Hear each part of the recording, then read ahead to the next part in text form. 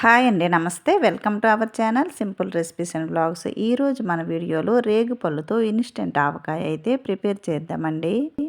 Oil ఏం లేకుండా without ఆయిల్‌లో ఈ ఆవకాయ అయితే ప్రిపేర్ చేద్దాము. మరి ఎంతో టేస్టీగా ఉండే ఈ ఆవకాయనైతే ఎలా ప్రిపేర్ చేయాలో చూసేద్దాం. సో స్కిప్ చేయకుండా వీడియోనైతే చూసేయండి ఫ్రెండ్స్. దీనికోసమైతే ముందుగా రేగుపళ్ళును తీసుకోవాలి. ఇక్కడైతే నేను పావు కిలో వరకు రేగుపళ్ళును తీసుకున్నానండి. వీటిని శుభ్రంగా కడిగి ఒక ప్లేట్లోకి తీసుకుందాము. ఈ రేగుపళ్ళును కడిగిన తర్వాత ఒక మంచి పొడి క్లాత్తో దీన్ని నీరు లేకుండా శుభ్రంగా తుడుచుకోవాలి. తడి ఏమాత్రం ఉండకూడదండి. తడి ఉన్నట్టయితే పచ్చడి నిల్వ ఉండదు. అందుకని మంచి పొడి క్లాత్తో తుడుచుకోవాలి. తరువాత ఈ రేగుపళ్ళు తొడిమెలను కూడా తీసేయాలండి. రేగుపళ్ళలో ఎక్కువగా పుచ్చులుండి పురుగులుంటాయండి. అందుకని ఈ రేగుపళ్ళును వీడియోలో చూపించిన విధంగా ఒకసారి చెక్ చేసుకోవాలి. దీనిలో పాడైన ఉన్నట్టయితే పక్కకు తీసేయాలండి. మంచి రేగుపళ్ళును మాత్రమే తీసుకోవాలి. చూడండి, ఇక్కడైతే నేను వీడియోలో చూపించిన విధంగా చిన్న ఘాటు పెట్టి మంచి రేగుపళ్ళునైతే తీసుకున్నానండి.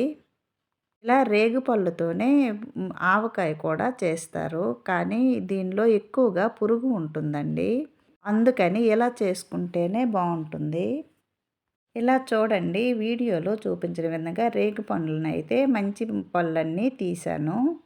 తరువాత వీటిలో వేయటానికి పొడినైతే ప్రిపేర్ చేద్దామండి. దీనికోసమైతే స్టవ్ పైన ప్యాన్ పెట్టి ఒక స్పూన్ వరకు ధనియాలు వేయాలి. తరువాత దీనిలో ఒక స్పూన్ వరకు జీలకర్ర, ఒక స్పూన్ వరకు సోంపు వేసుకోవాలి. అలాగే 3-4 ఎండుమిర్చిని వేసుకోవాలి. ఇక్కడ మనం తినే కారాన్ని బట్టి వేసుకోవాలండి. రేగుపళ్ళు పుల్లగా ఉంటాయి కదా, దీనికి కారం ఉంటేనే బాగుంటుంది. అందుకని ఎక్కువగా కారం తిన్న వాళ్ళైతే మనం తినే కారాన్ని బట్టి ఎండుమిర్చిని వేసుకోవాలి. ఇక్కడ వేరేగా కారం ఏమీ వేయటం లేదండి. అందుకని ఎండుమిర్చిని చూసి వేసుకోవాలి. తరువాత వీటిని లో ఫ్లేమ్లో వేయించుకోవాలి. ఇలా వేయించుకున్న ఈ ధనియాలు జీలకర్రను ఒక ప్లేట్లోకి తీసుకుందాము. తరువాత బెల్లం పాకం పట్టుకోవడానికి అదే ప్యాన్లో ఒక చిన్న గ్లాస్ వరకు నీరు వేయాలి. నీరు కొద్దిగా వేడైన తర్వాత దీనిలో ఒక కప్పు వరకు బెల్లంను వేసుకోవాలి. ఇక్కడ నేను 2 కప్పుల వరకు రేగుపళ్ళును తీసుకున్నానండి. 2 కప్పుల రేగుపళ్ళుకు 1 కప్పు వరకు బెల్లం అయితే సరిపోతుంది. ఈ బెల్లాన్ని మీడియం ఫ్లేమ్లో కరిగించుకోవాలి. ఇలా చూడండి, బెల్లం అయితే కరిగిందండి. ఈ కరిగిన బెల్లాన్ని ఒక స్ట్రెయినర్లో వేసి వడకట్టుకోవాలి. అప్పుడే బెల్లంలో ఉన్న డస్ట్ అంతా వచ్చేస్తుంది. ఇలా వీడియోలో చూపించిన విధంగా ఒక బౌల్లో స్ట్రెయినర్ పెట్టి ఈ స్ట్రెయినర్లో ఇలా వడకట్టుకోవాలి. చూడండి, బెల్లంలో ఎంత డస్ట్ వచ్చిందో. తరువాత అదే పాత్రను శుభ్రంగా కడిగి మళ్ళీ పెట్టుకోవాలి. తరువాత మనం ముందుగా కరిగించుకున్న బెల్లాన్ని ఈ పాత్రలో వేయాలి.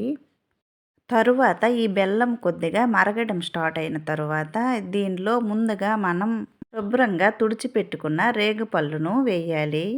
ఈ రేగుపళ్ళు సీడ్స్ బయటికి తీయకుండా దీంతోనే వేసుకోవచ్చండి. ఈ రేగుపళ్ళు వేసిన తర్వాత స్టవ్ని లో ఫ్లేమ్లో పెట్టి కలుపుతూ ఉండాలండి.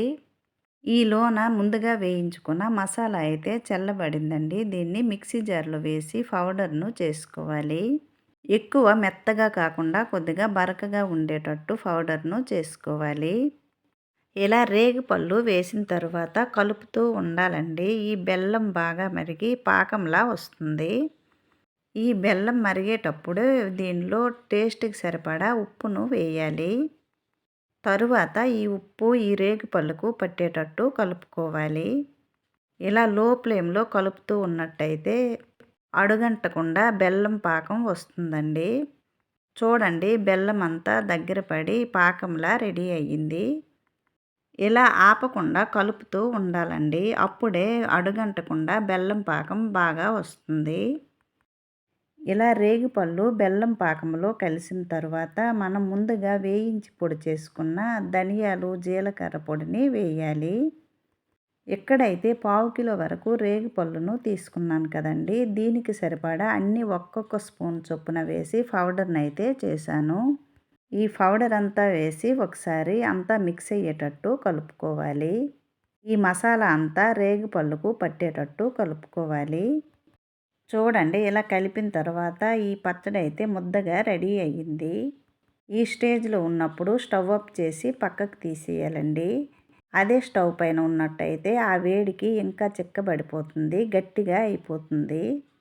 అంతే ఫ్రెండ్స్, ఎంతో టేస్టీగా ఉండే రేగిపళ్ళ ఆవకాయ అయితే రెడీ అయ్యింది. నోరు బాగాలేనప్పుడు ఏది తినబుద్ధి కానప్పుడు ఈ పచ్చడిని అయితే ట్రై చేయండి ఫ్రెండ్స్, చాలా టేస్టీగా ఉంటుంది.